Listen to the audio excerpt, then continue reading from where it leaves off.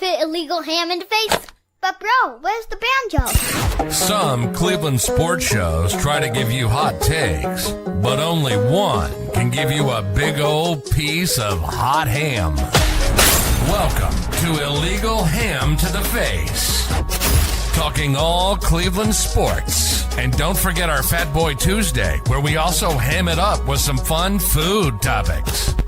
Without further ado, let's serve up some ham. Here are the Ham Boys, Fatty, and Big Bry. What's going on, everybody? Welcome on into another episode of Illegal Ham to the Face. I know it's Wednesday. I know it is not Tuesday. I want to apologize to everybody. I did not put out on our socials. We had a death in our family down in West Virginia. And I was down there Tuesday to be with my family and help grieve the process and everything and be there for my family. So I apologize to everybody that I should have put it out on social, but family comes first in this house. And they definitely came first on Tuesday. So we flipped the switch and switched it over to Wednesday. So we're going to have a great show for you tonight. We are going to be talking, obviously, the Browns preseason game 1. We are also going to dive into the Guardians, who are super hot right now. Fat Boy Tuesday is going to be, if you are the king of the world, what foods are you going to ban? And then finally, for our top 3, we are going to do our 3 Browns cuts and notable cuts that will not make this team this year. Our show is brought to you by Hero Q and Lake Erie APA. Also, City Dogs Cleveland. I have a wonderful video tonight. We do have a trivia, which I am not giving the trivia tonight, but I am so happy tonight because I get to see this face again. He is back. He is the champ. He is Big Bry. What's up, man? What's going on, How you brother? doing? That's a great spot for the belt. Like it? I love There it is. Keep it up there all season long. Something to shoot for. Yep, you got to. We do have Legal Ham to the Face Fantasy Football League updates coming. We will be starting up here again soon. Bry has the wrinkle. Bry, do you want to let everybody know what the wrinkle is for this year's Fantasy Football League? Well, I don't know if I've ironed out all the details yet, but essentially my main goal is to level the playing field for all the positions. So what I'm thinking as far as that goes is tight ends usually are the lowest scoring. So we're going to give them 2 points per reception. Haven't decided if I'm going to go half a point for receivers and a full point for running backs yet, something like that. But then also to bring the quarterbacks down, it's going to be 6 points -6 for an interception. So any quarterback, Baker Mayfield, that throws a lot of interceptions, I don't know if you're going to want them. Joe Flacco also. Well, don't you say that. Keep that name out of your mouth. Jameis for sure. Russell Wilson. So just keep an eye on it, especially somebody in Pittsburgh named Aaron Rodgers. Yeah. So, all right. I love the wrinkle. We will get everything set up. I have the list of everybody. So, Bri, I believe, let me go through the list one more time with you to double check everything. All right. So, the Fantasy Football League list, we have myself. We have you. We got Justin, Chris, Big Man, Lauren, Phillips, Mark, Nick, Harold, Craig, and Joe Bear. I got 12. Am I missing anybody? I think you got everyone. You might want to start up the league so that we can see, make sure we didn't miss anybody, and make sure it's not 14. I think it's 12. Well, do we know for sure if everybody wants in? Are you able to send out a mass text and just be like, hey, if you don't want in, let me know? I will try to figure that out. I will try to get a hold of everybody and let them know. I'm sure everybody wants back in. I know Harold wants in. Phillips wants in. Chris, Justin, Big Man. Lauren's definitely going to want in. you'll have to reach out to Mark and Nick and see if they want I in. will, for sure. Craig, I'll reach out to Craig, and then Joe Craig, Barry. I would assume Craig wants in because I think he sent me like a request to Mhm. start the league up. So, so I'd be surprised if he wasn't in. So the only question mark I have is Joe Bear, and I'll have to reach out to Joe Bear and ask him. But we'll get everything set up. We'll get the draft time set up because, buddy, it's coming soon. It's coming real Right. soon. Right. I know it's crazy. It's just I think ESPN had their draft marathon yesterday, so They did. watch that a little bit, or the fantasy marathon rather. So yeah, get you in the mood for some football. It's that time of year. Also, I want to do some breaking news on our show, Bry. I am owner and creator of Network 216 now, and I to announce, Bry, you're gonna love this. On the Network 216 channel, we will have fantasy football coming back. We will also have a certain somebody coming back to the airwaves with the fantasy football pod squad joining the Network 216. Big Man is coming back. Is that right? Really? Yes. So tomorrow Awesome. night about 7:00 or 8, stay tuned. We'll be doing a Network I 216 can't wait. exclusive of fantasy football and the fantasy football pod squad, which is coming to Network 216. They will help you out with all your fantasy football needs. Also, stay tuned. He will give you updates. Hey, he is our fantasy football guru. We love him. Yeah. He knows his stuff. He really knows his stuff when fantasy football. So when we get this all started, cannot wait. Can't wait to have him back in the saddle. Juice will be sitting in with him a couple of times. Oh, okay. There'll be nice. there'll be other special guests joining him. Okay. Some from the Network 216, some from the fantasy football leagues out there. And he's going to talk everything fantasy football, get everything set up. So I'm super excited to have Big Man back. Can't wait to pick his brain. He was supposed to sit in with me the last week, but something came up with his father, and we had Justin sit in. But it's okay. Great thing to have him back, and fantasy football coming back to the 216. So can't wait. I don't know if you saw the last 216 show I had, but I had Garrett Bush on with me with the last really? show. Yes, I did. When was that? Oh no, I missed that. Shoot. It was last Friday. Wow. What a great dude. He's good. He's really good. A lot of fun to listen to. Yeah, so if you want to go check that out, go to our Network 216 page. It'll be right there at the top with Garrett Bush. It was a great time. I asked him if he could take Joe Thomas, and he said back in the day, maybe, but right now, he's like, I've had 19 surgeries. Ain't nobody taking Joe Thomas right now. So yeah. Ain't that the truth? All right, bud. It's going to be a great show tonight. It's been a while since you've been back, so we might go a little bit longer tonight, which I'm okay with. I've missed your face. I love talking sports with you. I know you take the summer sabbatical, which everybody needs. I even, for once, took a summer sabbatical this year. I mean, I think I missed 3-4 shows that we've missed and just kind of pushed. But, bud, baseball is back. Hey, Betty. Princess is up here now. Football is back. Baseball is still kicking in. Cavs news will push off to the side. You got any shout outs tonight, bud? I know Lily's Lemonade is popping off. Boy, yeah, we had a big one this past week, our biggest. And so, yeah, it was great. Had so many people come out, friends pitching in, just showing up. It got to the point where I was not really needed. We had so many people coming out and pitching in, and I went and got some more supplies, ice and stuff. So, yeah, it was awesome. Everybody who showed up and lent a helping hand, very grateful for that. It's hard for me. I've been off for so long. It's hard for me to remember all the shout outs over the last couple months. So the recent ones that come to mind, my niece Adeline celebrated her birthday last week. So happy birthday to her. My wife and I celebrated our anniversary last week. We went to, I guess maybe 2 week and a half ago, we went to a restaurant in Medina here called the Oaks down in Chippewa Lake. If you've ever been there, it's unbelievable. You have to go there in the summertime because they have a phenomenal patio looking out onto a beautiful lake. So if you're ever down south here in Medina, it's towards the southern part of the county.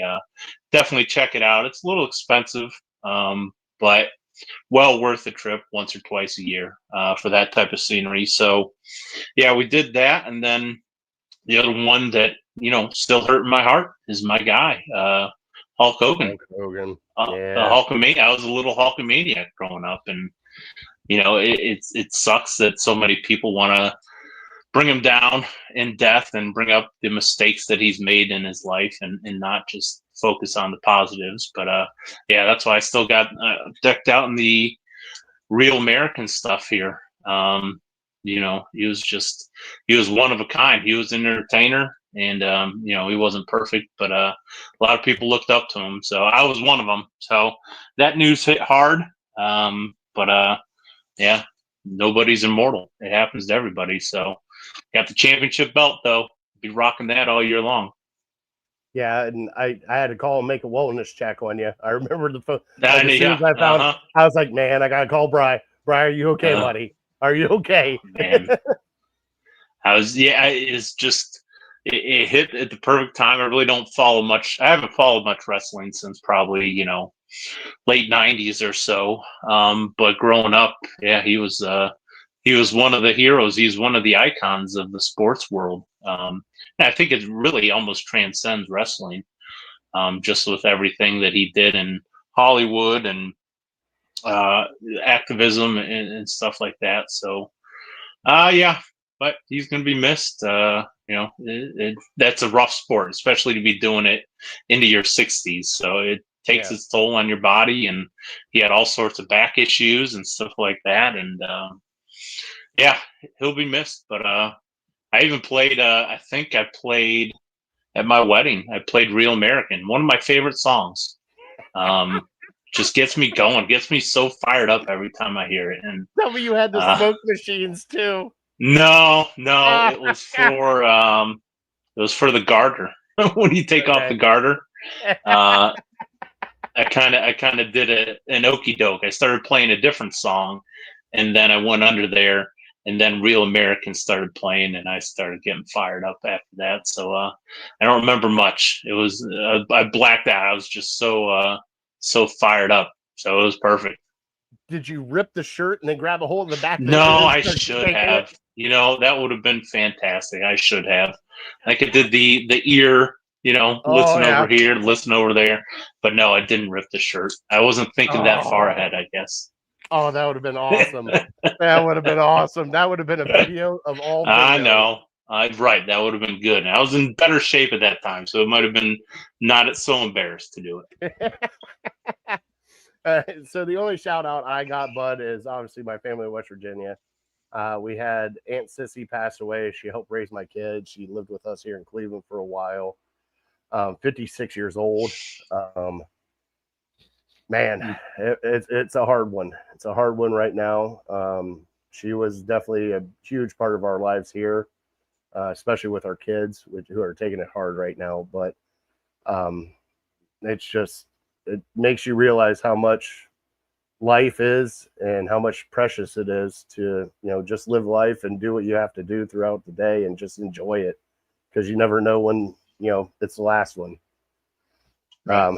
And that's something that sucks, is being a parent and being a father, trying to explain and relay that to your kids, especially when they're hurting and their emotions are going crazy. It's been definitely a difficult week for us. But I just want everybody to know, Aunt Sissy, we love you. You're amazing. Glad you're in heaven now, and appreciate everything you did for my family here.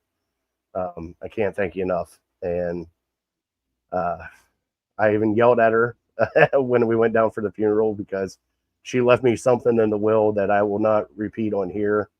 But it was one of the things that, it just hit you so hard. And I just walked up. I'm like, damn you had to make me cry again. Like, I've been crying enough, Aunt Sissy. You made me cry again. I love you. But just shout out to my family in West Virginia who's going through this, and know that I love them. and they're here for them for whatever. So just thank you for everybody also that throughout the text messages. Cynthia Bry, thank you for moving the show to Wednesday so that we could do calling hours and everything else. I just want to thank everybody. All right, let's get into the show, Bry. We're going to have a great show. You have trivia tonight. Yes, sir. Do have a video to play of dogs to be adopted from City Dogs Cleveland. If you cannot adopt, please volunteer and donate. Near and dear to our heart. We love City Dogs Cleveland. But let's get this show started. Let's get trivia going. Here we go.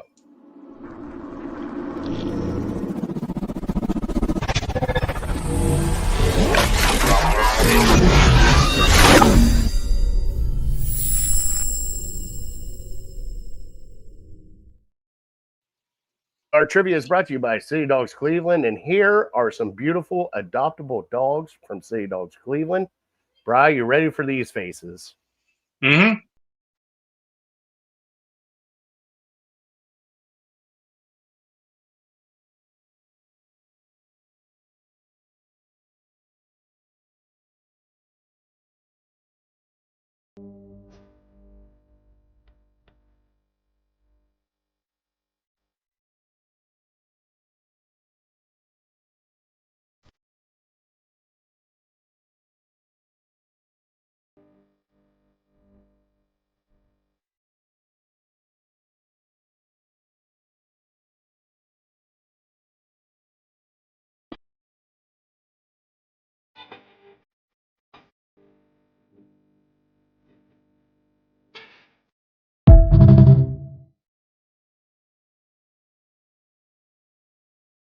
What a great video from City Dogs Cleveland. Now that my wife's not here, Bri, I might go down this weekend and adopt Palmer. It looks like a dog that I would adopt. And guess what? She can't say no. He's already here, right? Easier to ask for forgiveness. 100%. Exactly. Do it. If you can, please go adopt any of those dogs. If you can't adopt, volunteer, donate. They can look for anything else. I believe they're doing their fundraiser, or not fundraiser, but good God, there's a giveaway going on right now where they can win $10,000. Oh, yeah, I heard about that last week. Yes. So if you go to City Dogs Cleveland on their Facebook page, anything, Instagram, all that stuff, there's going to be a link there. You go and vote for them, and they can win up to $10,000 free for the kennel. So please go vote for them. Right, as last as I knew, they were in first place by 22%. Right. So please go help them out, push them over the edge, get $10,000. All right, Brian, what's the trivia for tonight, my friend? Okay, well, I had one, and I thought, well, maybe I'll throw you a curveball. It may not be a curveball because you may have heard the same thing I heard, but it's Guardians question. Guardians Indians, a Deans question. Last night, Jose Ramirez broke the record for most multi-home run games for a Cleveland baseball player with 27. There were two guys that he passed. Who did he pass last night? Did you hear this? I did hear it, but I cannot remember the names offhand. I know that Jim Thome is on that list, and also Manny Ramirez is on that list. Okay. Are those your two guesses? No. We'll wait till I was about to say, did you forget how trivia works to where we hold it till the end? I know Manny Ramirez was fifth on that list. I think Manny Ramirez had 22 or 21 while he was here in Cleveland. But I know exactly what stat you're talking about. Sounds like you know the list. Well, I know if you can remember the fifth place guy and how many he had. But I don't remember second and third. That's the thing. Well, I guess we'll find out later. You'll have to stay tuned if you remember second and third. We'll find out later. Well, Brian, it's time to pull off the Band-Aid, and it's time for us. I don't even know if Chris is in here tonight. I don't even know if he knows we're going live tonight, but it doesn't matter. It's time for your Cleveland headlines.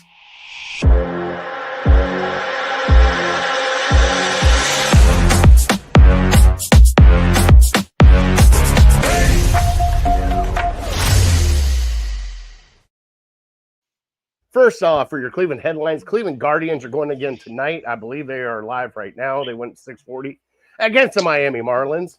Bry, they have been on a hot streak of all hot streaks. I believe they are 22-8 since the 10-game losing streak. Offense is going nuts. Kyle Manzardo should be an everyday player. I don't know why he is not still. The man has, 23 home runs right now, being a part-time player. Wow. He went yard again last night. Hosey went yard twice last night. Kwan's in a little bit of slump. But the stat that I want to bring out to everybody, even though we lost Manuel Clase and Ortiz, and probably going to lose them for a very long time from what I am hearing from certain writers from the Guardians, Brian, the bullpen is the number one bullpen right now since July 1st. They're playing great baseball right now. They're catching fire. They are 5 games back in Detroit in the Central. They're 1 game back in New York in the wild card. Brian, they're going to screw around and end up getting into the playoffs again. Yeah, I mean, that was the formula last year for them making a run. Doing well for the whole season and then making a run in the playoffs was their bullpen and just carrying them. So the fact that they're getting back to that, I think, is a great sign. And the bats are starting to come alive a little bit. We're never going to be the Yankees or the Mets, but sometimes you don't have to be. Sweeping the Mets a week ago kind of really opened my eyes to their potential. And just, I mean, what we've said all along, what I've said all along, what everybody knows is it's just such a long season. You think of where we were at during that 10-game losing streak and just how down everybody was on everything involving Cleveland baseball. And then, the Clase stuff happening. And, there's just been so much turbulence throughout the entire year and adversity for them to overcome that just hang around. Just keep winning games. They don't necessarily have to go on this unbelievable streak to where they're winning, 700, 800% of their games. But if they just keep afloat and keep, the Tigers in distance and, not fall too far behind of the wild card, you just, you always hear with baseball, just get in. So I think they're positioning themselves to make a run. I wasn't here for a lot of the Guardians talk over the last couple months, but I think getting rid of Bieber was, maybe not the best play for this year, but I think maybe was the best thing for their long-term future for what they're thinking, because something about the Bieber situation just kind of always rubbed me the wrong way, to where he held all the cards. Like, if he was good, he was going to be leaving us, no doubt.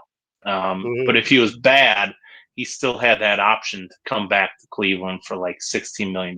So yeah, it just rubbed me the wrong way. Like, he was friend zoning the Guardians. We were his safe school, where if things didn't work out to where he could go to the Dodgers or the Yankees or the Mets, then he would come back to the lonely little Indians or Guardians. And so, yeah, that just kind of always rubbed me the wrong way. Now I understand what the Guardians did and why they did what they did, keeping him around, because we got a prospect out of it. So just by hanging on to him for a couple extra months, we've got a prospect out of it. And, who knows if he was really tearing it up and we were looking like the team from last year, he could come in and give us a postseason run and be an asset for us. But it just didn't work out that way. So, I don't blame the Guardians for doing what they did with him. And so I don't know much about this prospect we got back, but it's something rather than let him go for nothing. Well, it's a 20-year-old prospect. I believe it's like the number 3 pitching prospect from them. It's another young pitcher. And what do they do best? They find young pitchers. I mean, look, even though Slade Ciccone got kind of rocked up, they traded Josh Naylor for Slade Ciccone. He's probably the 3rd man on and possibly 2nd man, because Bybee has been kind of shaky lately. But what I've loved seeing so far is Gavin Williams. Dude, Gavin Williams, big league, has been pitching like crazy. since the All-Star break. And he had a no going into the ninth inning. And then, of course, Juan fucking Soto has to, one up us. Thank God it wasn't Lindor. If it was Lindor, I probably would have lost my shit. But almost as bad with Soto. I know it is, but hey, you're down that much, and you guys are getting crushed. And then, hey, gotta love baseball. Let's do the bat flip. Let's stare him down as we're walking because I ruined your no. Yeah, like, okay, dude, really? I'm glad you guys still lost. He's a chump. Yeah, he's a rich chump, but he's a chump. But yeah, and like you said, Brian, just keep winning series. That's all you gotta do. Win the series. Sure. Win the series. Win the series. Win the series. You just win series. Guess what? You're going to end up where you're going to end up at the end of the year, and whether that be in first place in the Central or in the wild card, and just let the cards go. Because right now, as hot as this team is offensively, and it's not just Jose. Jose went 0 for 12 and then came out with 2 home runs and a double last night. Quan's in a slump right now. This is other people stepping up, Brian. This is Arias. This is CJ Kafis. This is Manzardo. This is Rocchio. Good God, who would have thought Rocchio of all people? There's other people standing up now and doing some stuff, and I think that's what's driving this Cleveland Guardians team because they need those guys to step up. And I'm telling you what, if Manzardo's not in the everyday lineup, I don't know what the hell is going on. This kid has been – he's hitting 1,200 OPS right now, Brian. That's insane of what he's doing right now. So they need to get him in the lineup more. And it's proven now. Like, you got a guy on your bench that's got over 20 home runs, and it's part-time home runs. Part-time. Just think how many home runs he'd have if he played full-time. Just think. He could have been at 30 right now. We had another 30 bopper to go with Jose Ramirez. When was the last time that happened? Exactly. Lindor, probably. Yeah. Maybe. I would say. Yeah. But I know nobody wants to hear us do Guardians because it is football season and football is God in Cleveland. Oh, yeah. And Bri, we had our first preseason game. We had Flacco not playing. We had Kenny Pickett pull a hammy. We had Dylan Gabriel pull a hammy. And then Shador Sanders comes out. And Bri, I want to get your reaction to Shador's game, preseason game, what you thought of him, and then I will give my reaction. It was better than what I expected. If I had to give him a grade, I'd probably give him B, maybe a B minus. It was just, as a Browns fan, I get so excited and especially this preseason game, I get so excited for the preseason. But then, as you look back at the preseason when you're in week 6 or week 8, you really realize that, why was I getting so excited for that? And I think back to DTR and what happened with him and just how excited we were. We were so excited that we had him and he played well in 2 preseason games that we got rid of our backup and we promoted him.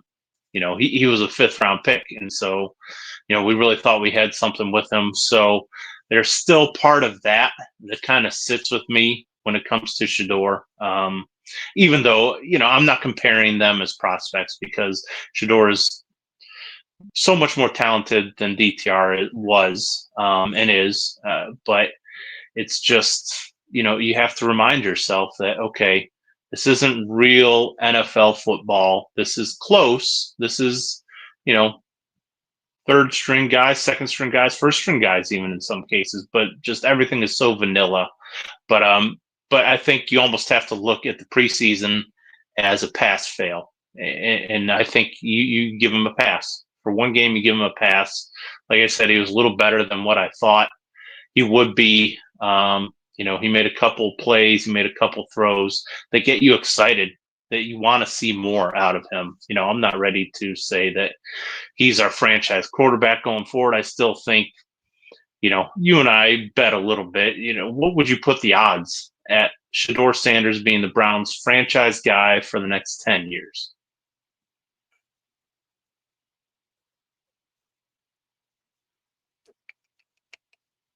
What would you say? 30% maybe? No, I mean, like in betting terms. Plus what? God, it's got to be like plus 550, right? Yeah, kind of in the ballpark where I was at. Yeah, plus 500, plus 600, something like that. It just because these guys don't grow on. It's so hard to find them, and so seeing. I'm going to call him a 5th-round pick, but I really don't think he's a 5th-round pick talent. But he's probably more like a 2nd or 3rd-round talent. I think that's more fair. So even to find a 2nd or 3rd-round guy who becomes your franchise quarterback is really difficult to do. So still, I think, best case scenario, he plays well this year. Maybe we still draft a guy in the 1st round, and then we're kind of like, hopefully, best case scenario, we're in the situation that the Chargers were in with Drew Brees and Phil Rivers, to where you have 2 competent quarterbacks, and you just have to pick between the 2 of them. And I think that's probably, unless Shador just comes out here and completely blows me away, and he looks like Jaden Daniels did last year. Unless that's the scenario, I think you're still drafting one next year, and then worst case scenario, you have 2 franchise quarterbacks. What's wrong with that for a franchise that's been looking for a quarterback for 30 years? Now you have 2 of them. I think that's a pretty good problem to have. As grading Shador in preseason game 1, Brian, I'm with you. I'm going to give him a B. Even Chris chimed in. He struggled against the 1s and did okay versus the 2s and better versus 3. He got 3 quarters. You got to see some stuff from him. You got to see stuff you like, stuff you didn't like. He's also a rookie. The good thing I did like about this whole situation is the coaching staff played to his abilities. They didn't leave him out to dry. They played to his abilities, let him kind of come through, called plays for him, which I was kind of happy to see. One thing I did not like, 4th and 1, and you're running 30 yards backwards. Not good. Was that on 4th and 1? Yeah, not good. Oh, that's terrible. Yeah, you can't be doing that. But also, they went empty set on him.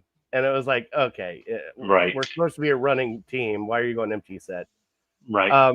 My thing is with Shador Sanders, and yet, Brian, you're probably right with a, 2nd or 3rd round talent. But guess what? Everybody's like, well, he was a 1st round talent, and we got him in the 5th round, but he's a 1st round talent. You still drafted him in the 5th round. I don't give a shit what his talent was to start out with. You got him in the 5th round. He is a 5th round draft pick. That is where you ended up getting him. You weren't even going to get him until he dropped to the 5th round, and then it kind of forced your hand. Or like, well, shit, we got to get him now. He's here. Like, we weren't expecting this. So don't come into it like the Browns should have picked him 2nd overall, 2nd round, whatever what it was. It is what it is. He is a 5th round pick. He is coming in. Obviously, he's depth chart number 4. He has not done 1st team reps. He is learning, and they're doing right by him with that, right? They're letting him catch up. They're letting him get his feet underneath of him. And with this preseason game, the great thing that I love about this is it shows the coaching staff, okay, he's ready for the next step. Give him a little more. Give him some reps with the 1s. Give him some time with this. Give him some time with that. Put more on his plate and build this kid up the way he needs to be built up instead of what most people do and throw these quarterbacks out there and they get ruined. But also, right, preseason game 1. I can't get hyped up for it because every year, Brian, we get hooked. We get hooked on somebody. We get hooked so hard. We got hooked on DTR one game when he did great. We got hooked on preseason quarterbacks, preseason games, and we get hooked. Keep it up. If he's able to play, he does have an oblique injury. He sat out today. But if he plays again on Saturday, I want to see him do better. If he does better, give him more time. But don't be rushing this whole thing. There's a reason why you got Joe Flacco and Kenny Pickett to take the blunt of the blow for the first 6 games of this and let you guys actually go through this process right. Joe Flacco knows this offense. He did good in this offense. They brought in Kenny Pickett because they liked his athleticism, even though he's hurt now. But there's a reason why everything – now, the one reason they drafted Dylan Gabriel in the 3rd round still floors the shit out of me. But they love the kid's smarts, but it's not translating on the field now. He might be the smartest kid in the room, but if you can't throw the football, what are you doing here? But I like what I saw out of Shador. And the one thing that everybody is so clamoring over is his first touchdown pass. Right, his first touchdown pass, he threaded the needle. Everybody's up in arms. Oh my God, that's a franchise quarterback throw, and blah, blah, blah. Brian, if that was a first team defense, would that window be open for him to throw that? The one guy, I mean, if it was a good cornerback, the one guy that was covering the other receiver would have broke off it and probably picked it off. Yeah, I would picked agree. it off. And it's nothing against him. It's a great throw. But that's not a first team defense. That's not an elite cornerback that you're throwing against or a safety there. You threaded a needle. I am so happy for you. Now, the second touchdown pass, love that touchdown pass. He trusted the pocket. He trusted his running back was going to pick up the blitz, and he did the second post and put it right where you need to put it, Bri. Down low where only your wide receiver can catch it, and it was a great pass. But still, he's a rookie. He's got to learn. We got to do this the right way, Brian. We have been doing this the wrong way for 30 fucking years. We need to do this the right way. And if he becomes a franchise guy, he does. If he doesn't, we got 2 first-round picks next year. We'll find out this year what these quarterbacks are made of. And I have a feeling, Brian, that all 4 of them are going to play at some point in time this year. I hate to say that, but I have a feeling all 4 of them are going to play at some point in time this year unless one of them gets cut. Mm-hmm. I mean, what do you think about what I just said? Yeah, with the Shador hype, it's something that I don't really believe a ton, but I'm at the same time I'm kind of buying into it. And the reason I'm kind of buying into it is because it's really the only show in town. Like, if we didn't have Shador Sanders, I mean, you want to talk about a depressed fan base. I mean, you'll have the Flacco truthers. You still have the people that love Joe Flacco. They think he can absolutely do what he did against the Jets and the other teams that gave up that year. Case Keenum and Trevor Lawrence and Trevor Siemian and Justin Fields, all those great quarterbacks that he beat. They think he can do that against Lamar Jackson and Joe Burrow and all these great quarterbacks. Like, it's going to be easy. So those people I might think are a little delusional. I still think he's a good quarterback. I still think he's one of the best 32 quarterbacks on the planet. But he's probably closer to 32. So without Shador kind of giving us this distraction, nobody's fired up about Kenny Pickett. Nobody's fired up about Dylan Gabriel. Even if Shador wasn't here, nobody's fired up about Dylan Gabriel. You hear these beat writers tell you how bad he looks. You hear the national media tell you how overdrafted he was. You can see with your own 2 eyes how small he is. The Browns seem to think that size doesn't matter in a Goliath's game. So thank goodness we have Shador kind of give us a distraction. Some people don't like how much they talk about him, and I get it.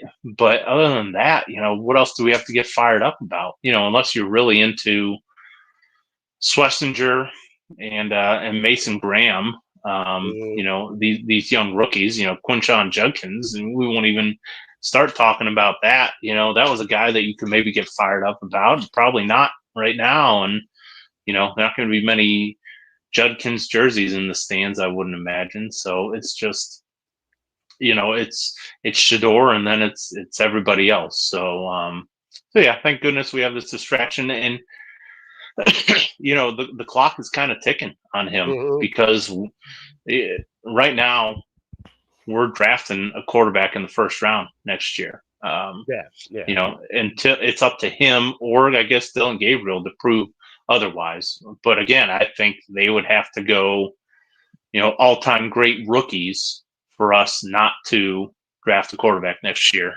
because we've positioned ourselves in a quarterback-heavy draft to go do the thing, get the guy that we want, that we've been clamoring for 3 decades now, and we're finally in a position to go make it happen. So I really think they just have to ball out, like win 75% of their games or something like that, and just look like they are a franchise quarterback. So, like I said before I left for the summer, I think we're just kind of spinning our wheels with Joe Flacco, because this season should be about, is it Shador Sanders? Is it Dylan Gabriel? Can one of those guys, even Kenny Pickett, if he has a good year, you have to pay him.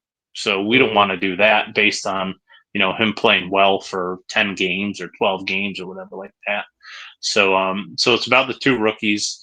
We have anything in them, and just going from there. And so it's gonna be a long season, but we're hopefully gonna have glimpses of things to get excited about, be it with these quarterbacks or with the defense or with maybe a playmaker or two coming up, and coming out of nowhere for us to get excited about. But right now it's Shador until he proves us otherwise. It's probably going to be a topic until he plays and doesn't play well. So he's going to have to fail for us to kind of be like, all right, let's stop talking about this guy. He's not worth our time. But yeah, I still think Dylan Gabriel is shooing for the first chance between him and Shador. I mean, for whatever reason, the Browns love this guy, and I don't think there's anything Shador can do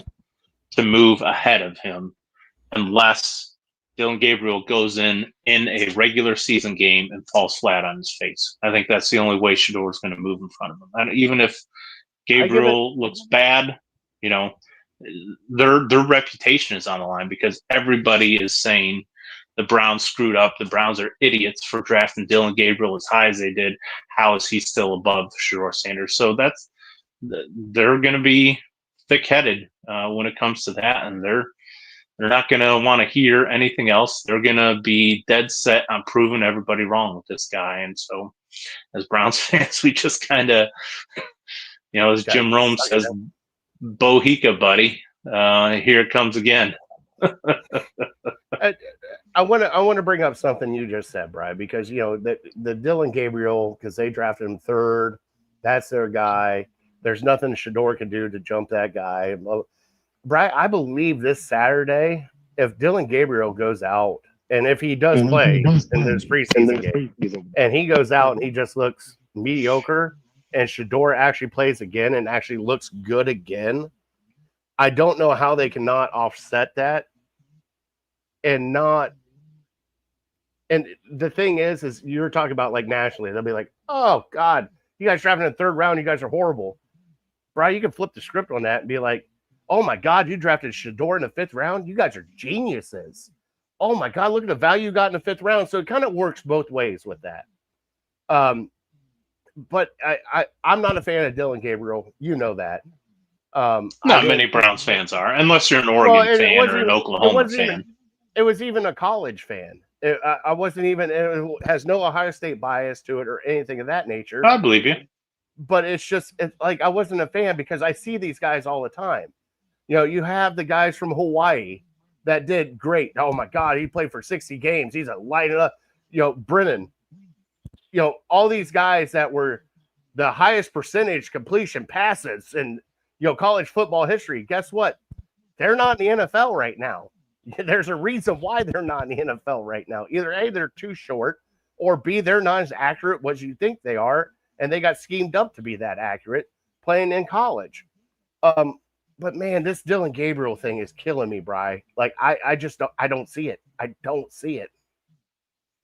So I don't even think that the Browns or Kevin Stefanski or Andrew Berry even believe that Dylan Gabriel can be a franchise quarterback. I think what Kevin Stefanski believes is he sees a guy similar to Case Keenum that he had in Minnesota that he can turn into a solid backup and a game manager that, because you don't really, honestly, you don't draft franchise quarterbacks in the third round.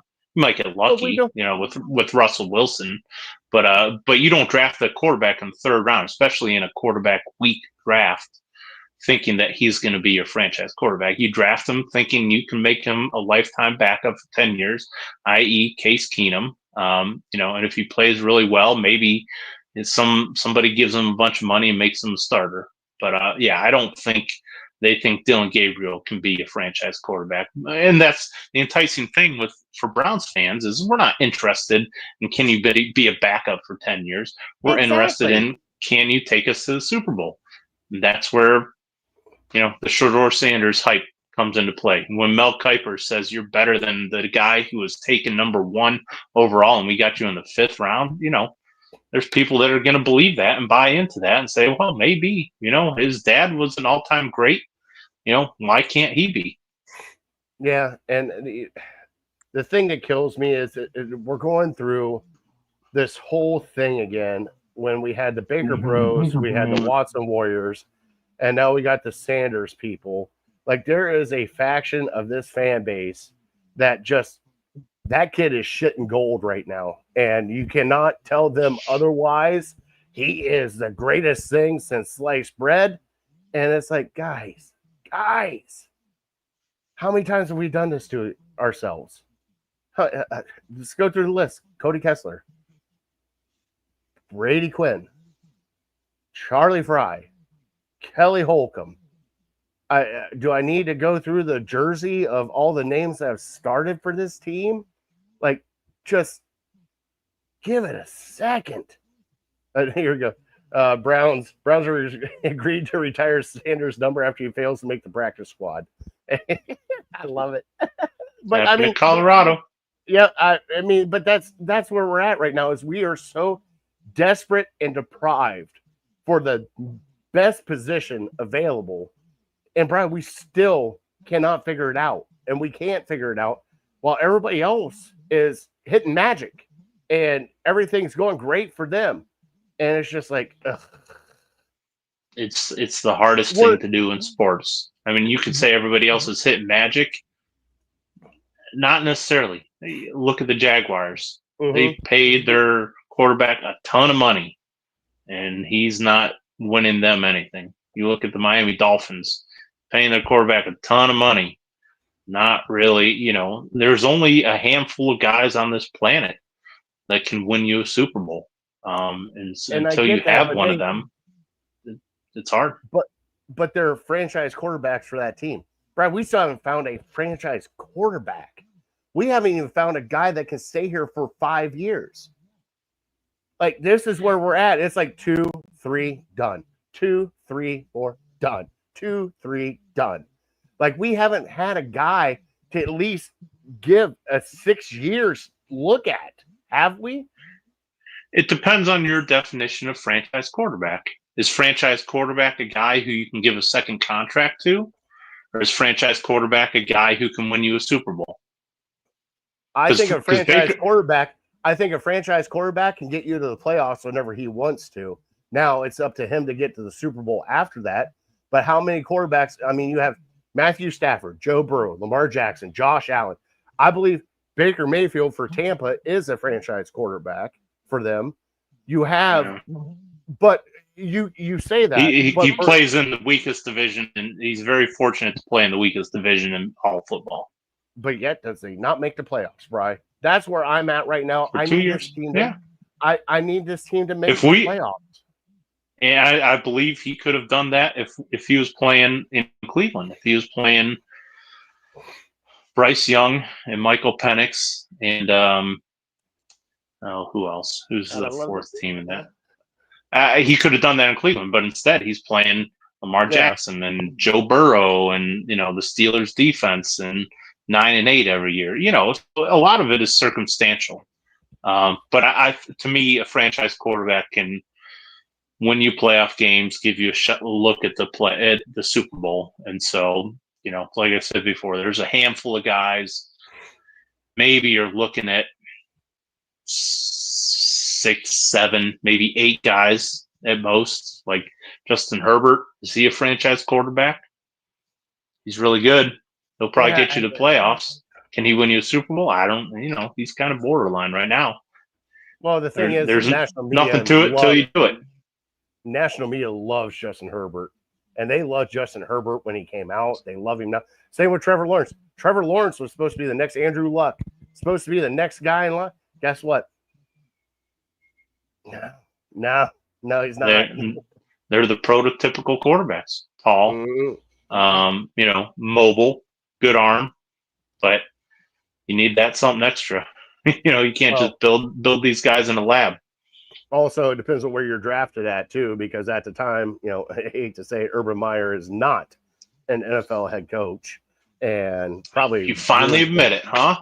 Hey, I'm all right. Worst I didn't ever? say that he was. Worst ever? Nah, there's worse. Hugh Jackson. I don't know. Hugh Jackson's right up there. Hey, he got 2 years, 2.5. Well, yeah, and those 2 years were 0-16 and 1-15. Yeah, how do you bring him back for a third year? That's unbelievable. Well, we're a glutton for punishment here in this city. All right, so Bri, other than Shedeur Sanders, were you excited about the other two rookies with Schlesinger and Mason Graham and how they played? Yeah, I've heard nothing but good things for them. And like I've said with Mason Graham, it's hard to get too excited about him because he doesn't look like Aaron Donald. He doesn't splash in the film room, but he gets it done. He's taking up double teams, freeing up these linebackers and stuff. So as far as that goes, those two guys, I think for sure passed after one game. I'm going to stop short of calling them superstars, but I think it's something to get excited about, especially Schlesinger. It sounds like he's playing. He's making these impact plays. Maybe got a couple sacks of Jalen Hurts, and they're going to put a lot on him. It sounds like with JOK. It's just it's always a kick in the pants when you think that okay, if Schlesinger is as good as everyone thinks he could be, you could have him and JOK just wreaking havoc for the whole division. For the next 3 years. So that one's a tough pill to swallow. But if we have to replace JOK, it looks like he's taken everything that they're putting on his shoulders, and he's looking like they made a good pick there. And Diabate is looking good in camp too, Bri. He always does. I feel like though. I know, but you just got. He's small. He's tiny. He's almost like the size of a safety. That's where they're at right now with linebackers. That's what they want. Yep, I know. That's what they want. You're right. So JOK's not that big. So we have Philly coming up. What are your expectations for this Philly game? Obviously, we're not going to see Joe Flacco again. We're not going to see Kenny Pickett again. It's probably going to be a Gabriel Sanders and Snoop Huntley. Hey, you might as well. Hey, there might be a Deshaun Watson on the bench again. Why the hell is he flying with the team right now? I have no fucking idea. I guess my expectations are, I want to see Dylan Gabriel and what he has. Is he as bad as the media thinks he is, or is he as good as the Browns think he is? He's kind of been this guy for fans who's kind of flown under the radar. So we have the bar. Shedeur set the bar last week. Now we need to see if Gabriel can match it. And regardless of what he does, there's going to be the detractors that say, just preseason, or he's going against the Eagles, are much more difficult than the Carolina Panthers. I just want to see it. So, ideally, what would be great is if Gabriel played first half and Shedeur played the second half. So we had. And it's not apples and oranges because Gabriel probably go against some better players than Shedeur does, but most people are smart enough to think, well, this guy looks terrible and this guy is looking good for 2 straight weeks. The Browns have got to do so. We just got to put heat on them. I feel like because they're so stubborn. Let's see Shedeur with the ones. One thing that makes me so upset is the answers that Stefanski gives the media sometimes. Like he was on Ken Carmen's show, maybe a month ago or a month and a half ago, and Carmen asked him, how quickly do you remove the tags, the 3rd round and the 5th round tags on these two guys? And Stefanski said immediately. No, that's the biggest wheelbarrow full of BS that he's ever fed us. They still think, now obviously they picked one guy over the other guy, so they think the other guy's better. But don't tell me that. That's absolutely not the case. One guy is outplaying the other guy, but because you drafted him first, you feel like you have to make your point that he's better. So don't give me that crap that these guys are on a level playing field, because they're clearly not, because they put Gabriel ahead of Sanders in every single practice rep. All right, so I'm going through the comments right now, and Brian, I have to bring this up. Justin, I need to ask you, and I need you to be honest with me. Are you Raul? Because if you're not Raul, you are awesome. I love the comments. I'll keep giggling at them as they come in, but I cannot put them on the screen right now. It was a lot. And Brian, I'm sorry for dropping the F-bomb about Deshaun Watson. I just don't know why he's traveling with the team. I don't know why he's with the team right now. He's still on the team. He's still on the team. Why is he traveling, though? He's not playing. Why is he traveling to a preseason game? And when he was out and Floyd, in Miami, you know the answer to that. Eating everything else. He was away from the team when they made it to the playoffs. He was away from the team for everything else. And I just don't know why now of all times that you're going to go. So if he wasn't anywhere to be seen, what would you say about him? How come he's not with the team? How come he's not with the team? He's hurt, but he can still be with the team. He can still be interacting with his teammates. You know it. I don't. Well, you're still paying him. You haven't cut him. You haven't. He's still an employee of the Browns. Hey, it's not that hard. They could do what Houston did and say, "Hey, you're not playing." Why don't you he still came into the facility. He just didn't hear much about him. I mean, if you want to focus on him, then that's on you.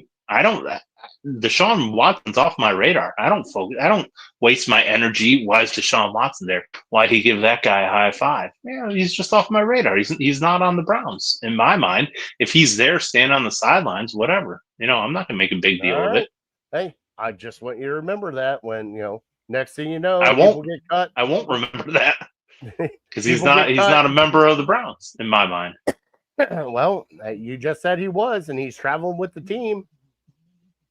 I mean, yes, by the letter of the law, he is on the team, and the Browns can't tell him not to go. Yeah, they can. They actually can tell him not to go. I don't know. Maybe you know something I don't know. It's not that hard to tell them not to go. I've seen other people do it. Just put a little bowl of water and a little plate of food at the facility for him and be like, Deshaun, you stay here. We'll be back in a couple of days to check on you. Yeah, you'll be fine. You'll be fine. Don't worry. You'll probably tear your Achilles again by doing something stupid and not wearing your boot. It's okay. Just don't bark at the neighbors. Make sure you use the toilet when you have to go. No, I think for me with the Philadelphia Eagles coming up, I need to see Dylan Gabriel now. Now that I've seen Shador, I have to see Dylan Gabriel. And there's no ifs, ands, or buts about it. I have to see him. I need to see what they thought in this kid to draft him in the 3rd round. He's got to play. He's got to play this, because if he doesn't play this, it's going to leave more people clamoring for Shador Sanders.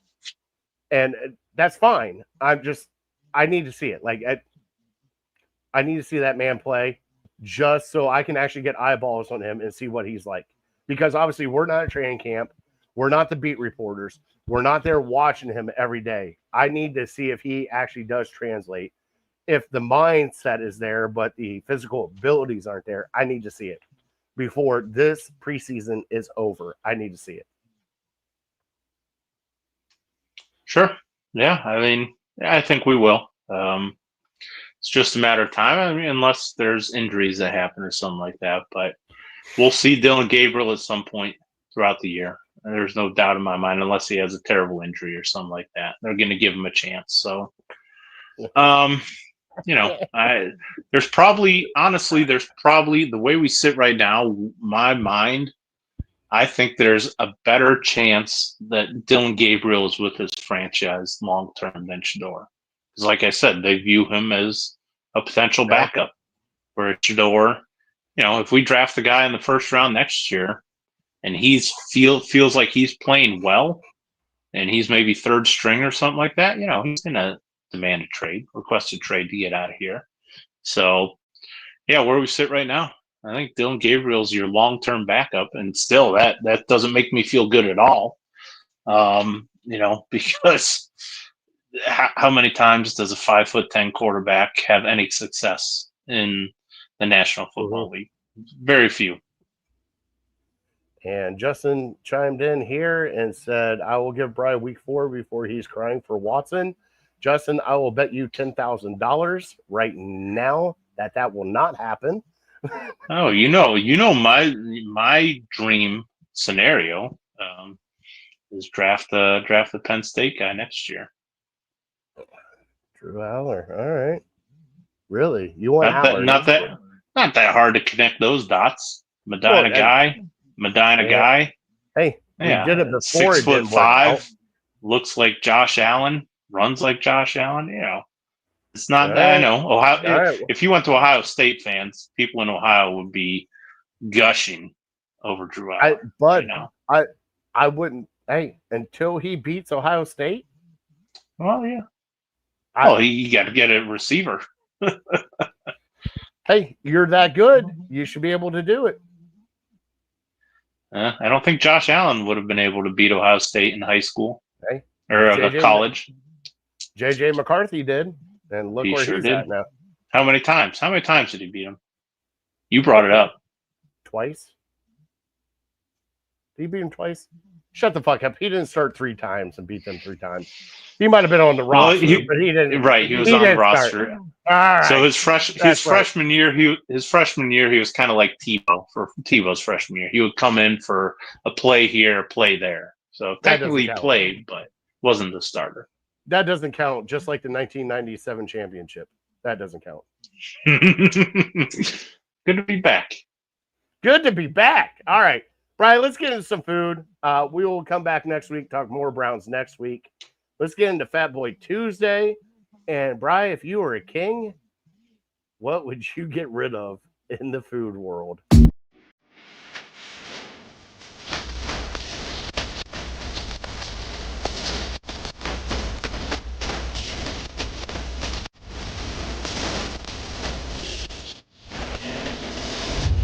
And now, it's time for Fat Boy Tuesday.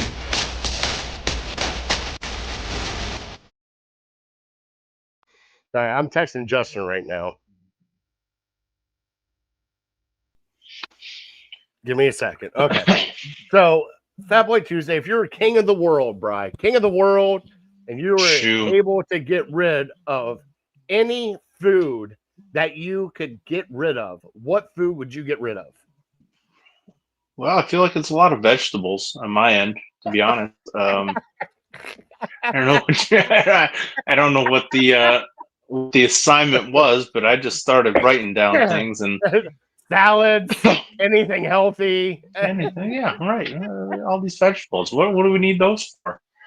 I found a way. I put kale into a smoothie, and I can't taste it, so that's why I don't really feel like I'm eating vegetables a whole lot. But you know me, mushrooms. James What's James say? James says, I'm with you, big guy. Raul chimes in. Lima beans. The lima beans you would get rid of? I think those are vegetables. I don't know. As far as I'm concerned, they are. Mushrooms. It's a fungus.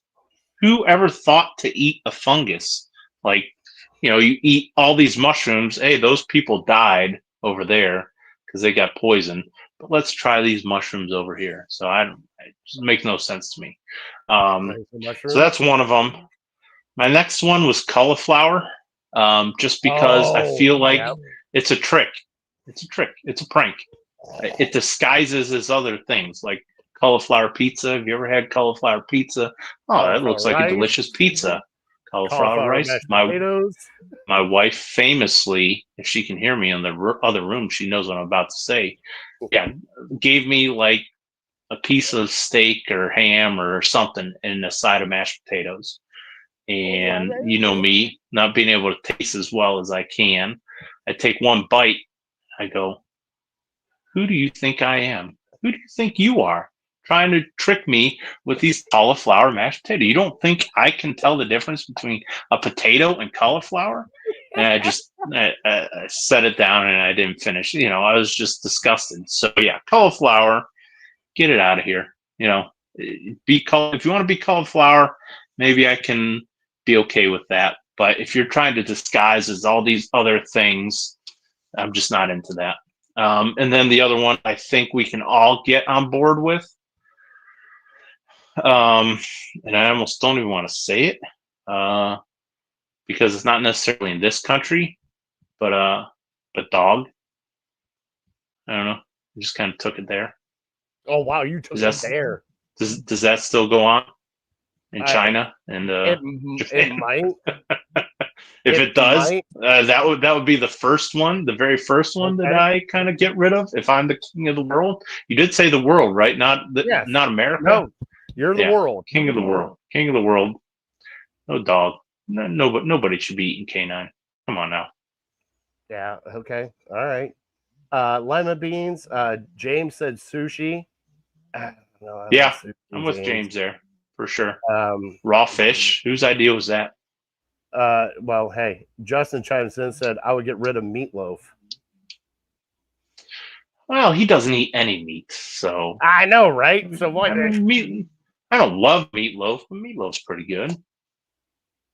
An Indian would say cow, yeah, because cows are sacred in India. Sure, yeah, I understand. Brian, I'm trying to think, like, if I had to get rid of any thing as a king, I gotta get rid of the obnoxious super hot peppers, like the ones that just Carolina Reapers, like the super chilies that just light you the hell up. Ghost peppers. Ghost pepper can stay because it's got some flavor to it. Really? Yeah, because if it's got flavor, it's different. Like some of these are just hot to be freaking hot and just destroy everything. Brian, I'm not even going to lie with you. Cauliflower can die too. I can't. My wife loves cauliflower, and Brian, I'm not saying that I wouldn't eat it. I would eat it. But yeah, like cauliflower rice. Bleh. I still can't believe you got duped with the mashed potatoes. Yeah, didn't say a word. Just here you go. Here's some delicious mashed potatoes. Probably even put a little thing of butter on it to try to fool me. I'm trying to think of any other vegetable that I would say no to. Not really. Kale? Can we throw kale in there? Yeah. I mean, I would never choose to eat kale by itself. Like I said, I throw it in smoothies and disguise it with blueberries and stuff so I don't taste it. But yeah, nobody's eating kale by itself. Is there a fruit that you would get rid of? That's a good question. Well, the first one that comes to mind because of recent events is dragon fruit. Okay. Okay. My wife, for whatever reason, bought dragon fruit for like the first time ever, and she's been feeding it to our daughter. And so whenever I change her diaper, she has these tiny little black seeds all over her butt. Take those out. Just make a mess. I can't clean them all up because they're just sticking to her legs. So yeah, dragon fruit. I'm not a fan of right now. Let's see here. Raul said star fruit I would get rid of. I think that's similar to dragon fruit. The fruit I would get rid of is that team up north. Oh boy, sounds like a Bitterman. Sounds like somebody who's lost 4 straight years. Welcome back, Bri. I know. Hey, I get it. If I haven't won in 2,000 days, I'd be bitter too. I know. Other than that, like turtle? Would turtle? Yeah. Well, no, I like turtle soup. You've really had turtle soup? Oh yeah, we have snapping turtle soup all the time. Oh gosh. Oh no, is there chunks of turtle in it? Yeah. Oh god, yeah. Oh yeah. Can't be good. Telling me turtle's as good as like cow and chicken and pork. I'm not saying that's as good as, but turtle soup isn't bad, buddy. I'm not gonna lie. We snapping turtles. We made turtle soup out of it. We'd have like a whole family thing because it wasn't like just one little pot where we just do one turtle. It would be like 8 or 10 of them, and it'd be like a stew. And then here's my whole turtle soup is great. All right, maybe I'll try it. I'm trying to think of animals that I wouldn't eat. Yeah, there's not many. Probably tarantula. I probably would not eat spiders. Do people eat spiders? Oh yeah. God, yes. All right. Have you not watched Crocodile Dundee? It's been a while. It's been a long time. Bats and everything. Oh, that's how Corona started. Is that how Corona started? I thought. I don't know. That's what. I don't know if some people want to call it a myth. Thought that was something else from the Chinese government that they released. I don't want to get into that. Political stuff. All right. James, you eat snake. I actually have had snake in Florida. And that sounds terrible. It sounds like a bucket list thing. Like you just do it to do it. That's what I normally do though when I get food like that, Brian. If I see a place that has something I've never tried, I'll try it. Now I might hate it later, but at least I'll give it a try. No, I'm good. I don't need. I'm at a point in my life where I don't need to be finding new meats that I enjoy. I enjoy enough. We'll keep this up. All right. Anybody that has any other foods that they would ban, please hit us on all of our socials at Ham Illegal. Can't wait to see some of the comments for that. All right, Brian, let's get into our top 3 and we'll close out the show tonight. You ready? Mm-hmm.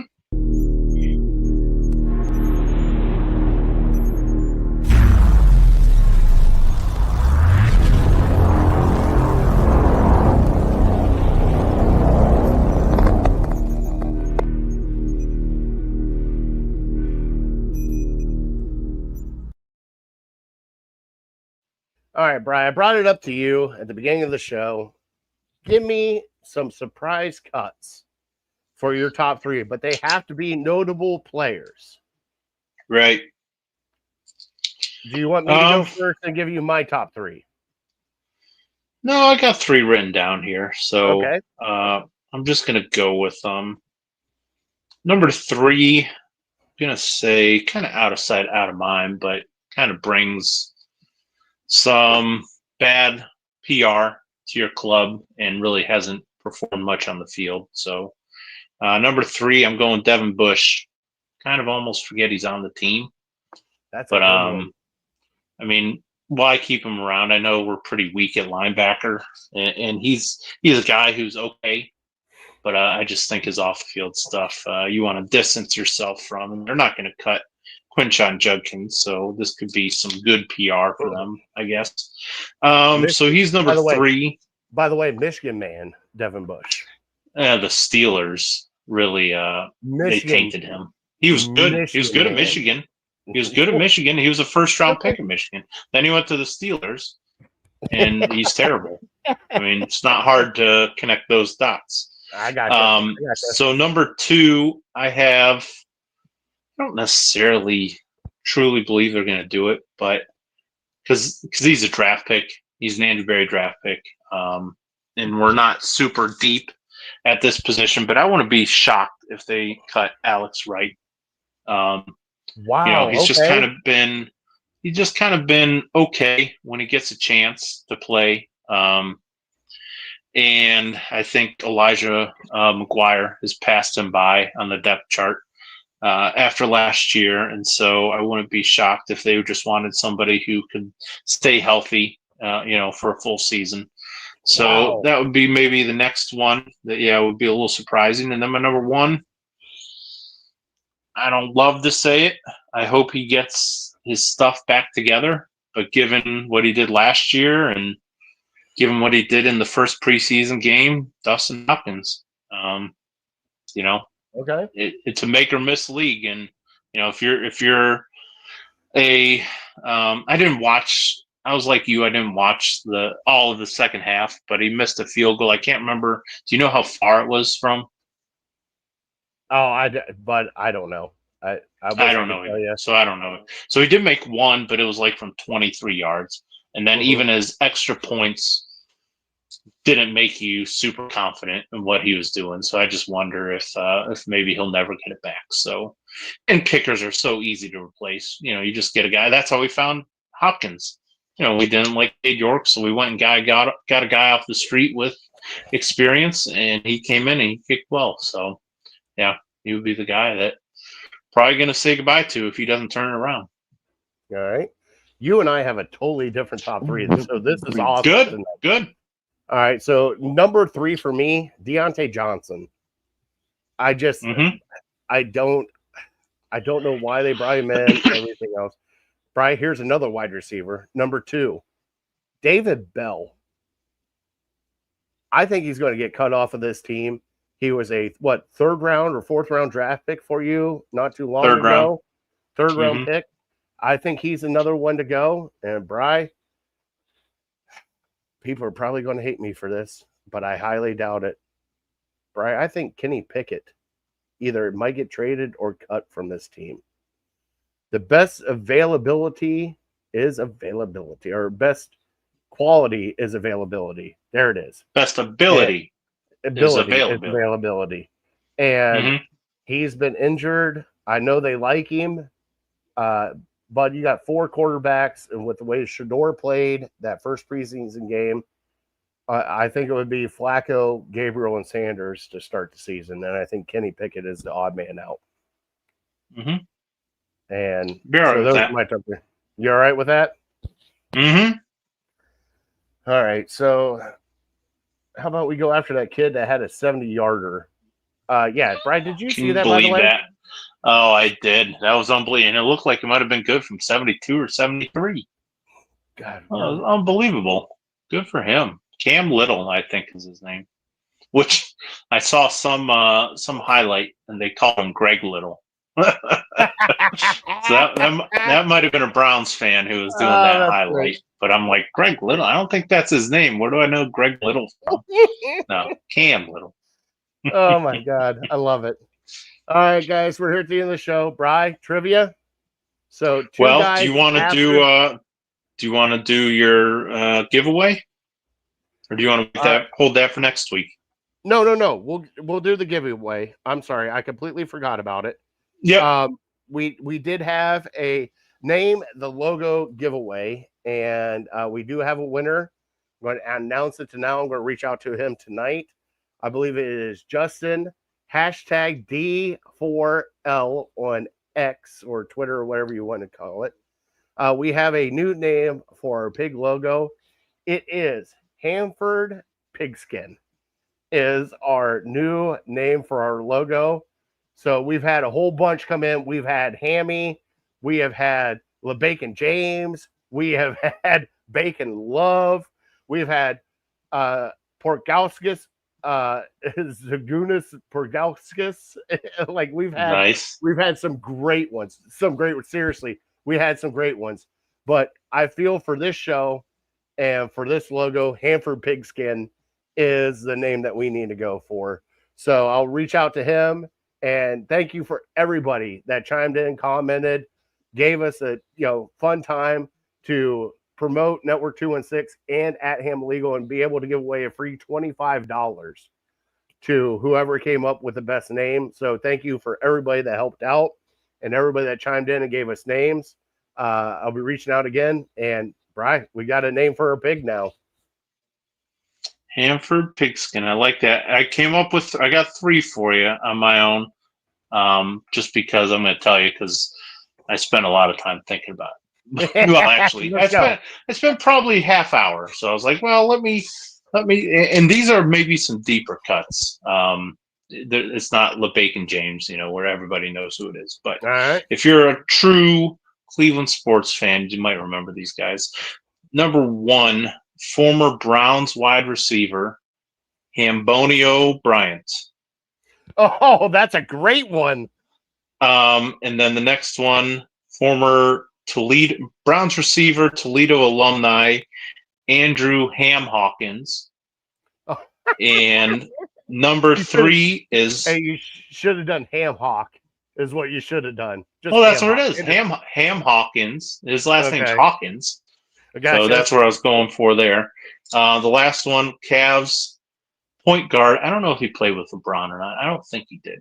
Smush Porter. Okay. That's what I got. That's the best I could do. That's Just really awesome. trying hard. Hey, I think what was the other ones I came up with a couple. A lot of people put down Hammy just from Tom Hamilton. So Yeah, but we people got a put down hammy. We got a hammy in Cleveland. Yeah, and I was like, the one lady that I showed you, I think her name is Mindy on X, with the Chicharron Rodriguez and all that stuff. Like, man, she nailed it. She really did. But I had to do something for us and our show, so that's kind of what I picked was the Hanford Pigskin because you can't go wrong with that. Hanford Pigskin, I like it. Sure, absolutely. All right, let's do the trivia, Bri. 2 players after Jose Ramirez that have had multi-homer games, and Jose's at 27, right? Maybe. I don't know. I didn't see. I forget what number he was. But yeah, there was a 3-way tie, so he passed these 2 guys after last night. One of them's got to be Albert Bell, right? Albert Bell. And this is where I get clogged up with the second one. Come on out with it. You know it. No, I really don't. Is it Tony? Yeah. Tell me. Who was fourth? I don't know. Some guy with a black and white picture.